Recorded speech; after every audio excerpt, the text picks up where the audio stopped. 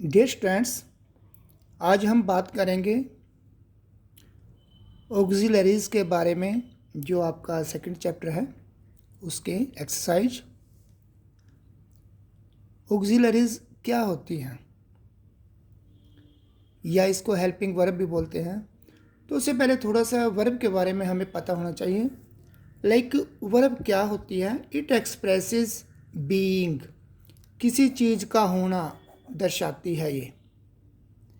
Doing, कुछ action या happening या कुछ हैपन्ड हुआ हो। ये तीन चीज़ें जो वर्ड बताता है उसको हम वर्ब कहते हैं। क्या? किसी चीज़ का होना, किसी एक्शन का होना या अपने आप कोई घटना घट जाना, हैपनिंग। फर्स्ट एग्जाम्पल में आप देखिए, राम लाफ्ड लाउडली, ये हंसा। ये एक डूइंग है, एक्शन हो रहा है, यहाँ हंसने का एक्शन हो रहा है ना, तो इसलिए लाफ्ड यहाँ पर डूइंग वर्ब है। राम फेल डाउन, फेल यहाँ वर्ब जो है ये हैपनिंग है, अपने आप हुई है, इसलिए ये वर्ब है।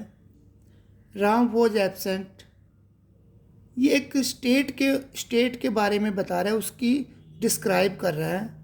न इसमें कोई डूइंग है ना कोई हैपनिंग है, भी घटना अपने आप हुई हो या कोई एक्शन हुआ हो, नहीं, बस उस समय के बारे में बताया भी उस समय उसकी स्टेट क्या है, वो एब्सेंट था, बस ये बताया गया। इसलिए ये भी हमारी वॉज जो है यहाँ पर क्या है? वर्ब है।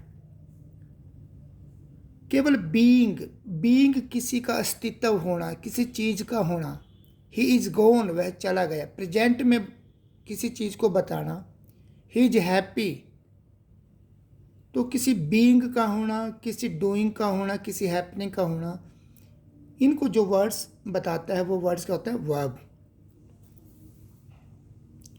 अभी वर्ब्स कुछ तो मेन वर्ब्स होती हैं, कुछ हेल्पिंग वर्ब होती हैं। हेल्पिंग वर्ब को हम ऑक्सिलरीज भी बोलते हैं। ऐसी वर्ब जिसमें कोई डूइंग ना हो, कोई हैपनिंग ना हो, कोई बीइंग या स्टेट की बात ना हो, केवल क्या करती हैं? मेन वर्ब की वो हेल्प करती हैं सेंटेंस में।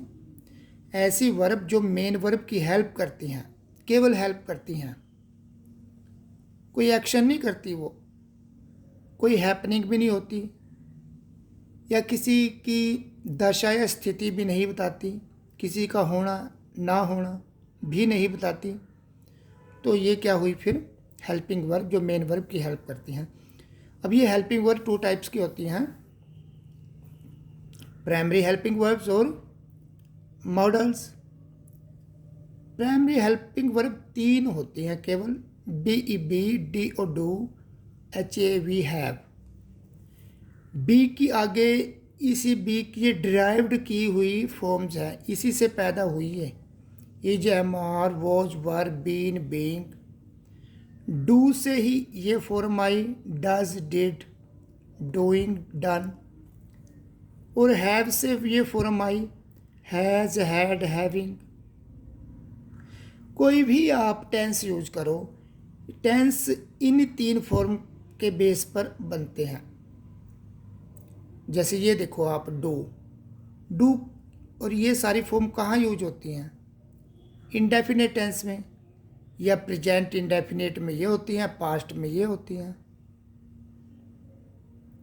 ये कंटिन्यूस में यूज होता है। ये हमारा जिसको हम थर्ड बोलते हैं, थर्ड फॉर्म बोलते हैं, जैसे यहाँ पर बीन है। इसी तरह से ये हैं। बस आपने ये तीन यूज करनी है, इन्हीं के बारे में समझना है। मॉडल्स क्या होते हैं भाई? मॉडल्स ऐसी हेल्पिंग, ये भी हेल्पिंग वर्ब होती हैं, ये ऐसी हेल्पिंग वर्ब होती हैं जो मेन वर्ब के साथ मिलकर इंटेंशन बताती हैं, आदमी की इंटेंशन क्या है। इनको हम डिटेल में बाद में पढ़ेंगे, आज इन तीनों के बारे में पढ़ते हैं।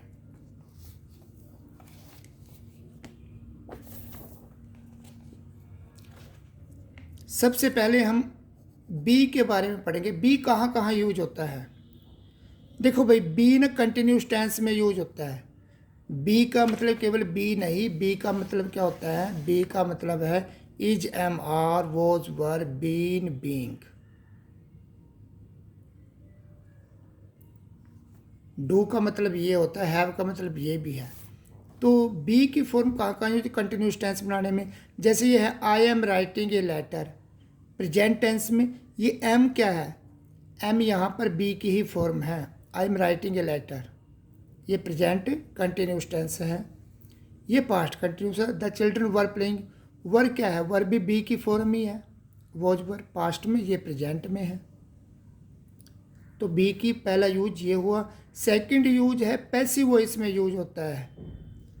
जितने भी ये इनडेफिनेट टेंस हैं, प्रेजेंट और पास्ट, उनका जब पैसिव बनाते हैं तो हम ये बी की फॉर्म यूज करते हैं, इज, एम, आर, वॉज, वर। जैसे ये है he was awarded a gold medal. भाई ये पैसिव है। पैसिव में क्या होता है, जो बी की फॉर्म है ना, ये बेस फॉर्म बोलते हैं इसको, हम क्या बोलते हैं, base form.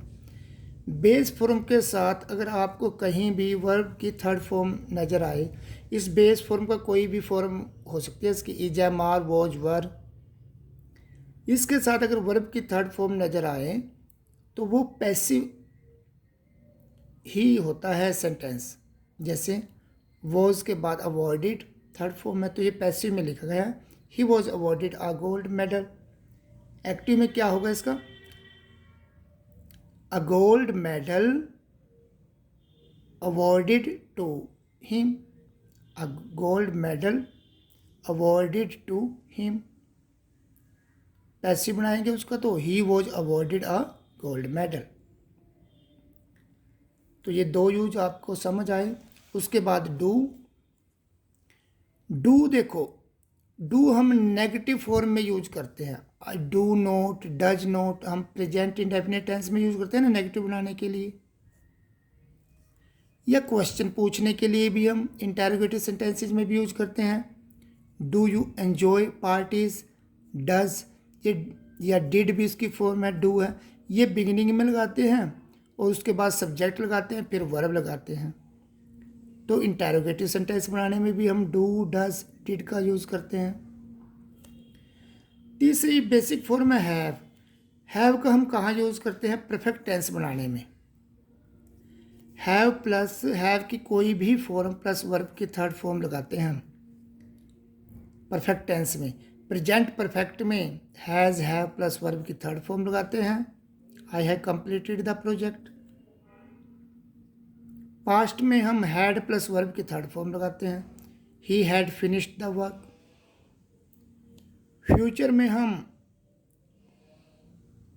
Will have plus verb की थर्ड फॉर्म लगाते हैं, विल हैव प्लस वर्ब की थर्ड फॉर्म लगाते हैं। तो ये इनका ऑक्सिलरीज का बेसिक यूज है।